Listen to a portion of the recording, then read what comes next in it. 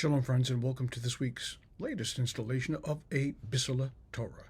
The name of the Torah reading this week is Vayakhel, which means, and he assembled. For all Bnei Israel, the Jewish people in the wilderness, were assembled in a single place for a single-minded purpose, to construct a place to God, an edifice to the Almighty. And this place was called a Mishkan, translated as a tabernacle. And they were all there, again, for that explicit purpose of working together to flawlessly construct this place whose dimensions were given explicitly to a fellow by the name of Bissleh and his accomplice Oholiav, who knew exactly how to fashion this, but that every piece fitted perfectly together and everybody gave exactly what was needed for the construction is utterly remarkable. In the Talmud, we find in the tractate called Megillah a story of a man by the name of Ptolemy, who in his own time constructed the greatest library that could be found in the world. And missing from his library was a translation of the Bible. And so he commissioned 72 of the greatest scholars that he could find, put them in separate cells, and gave them the task of scribing the entire Bible in a different language. And miraculously, each one of those scholars came out with a text that was precisely like one another, which itself is a miracle. If you've ever labored to translate even a single sentence from one language into another, you know the great difficulty in translation.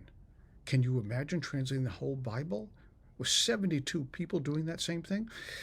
The lesson is apparent and clear, that when we labor for something that is significantly greater than us, and when we extract our ego from that, we come out with something that is utterly pure. In Pirkei Avot, which is also part of the Mishnah, we find the following phrase: all efforts that are done l'shem shemayim, sofa l'kayim, the end will endure. When we do things for the sake of God, not for the sake of self, not for the sake of self-aggrandizement or egotistical desires, the end result is far more powerful than anything we could possibly conjure up if we use one of those other artifices. And the same thing was apparent with the creation of the Mishkan, that people labored for the sake of God, not for the sake of self. And just prior to the dimensions of the Mishkan being given by God to Bissleh and his acolyte Oholiav, we find that the laws of the Shabbat, the Sabbath, are given. Why? Perhaps to broaden their minds and to focus it, perhaps purposefully, that they would be thinking about how to construct their lives and how to construct the tabernacle flawlessly, because they'd be focused on God and not upon themselves. Now, to do good, even for the wrong reason, is still good. But to do good for the right reason is so significantly greater. And I think that's the import of the reading that we're looking at this week.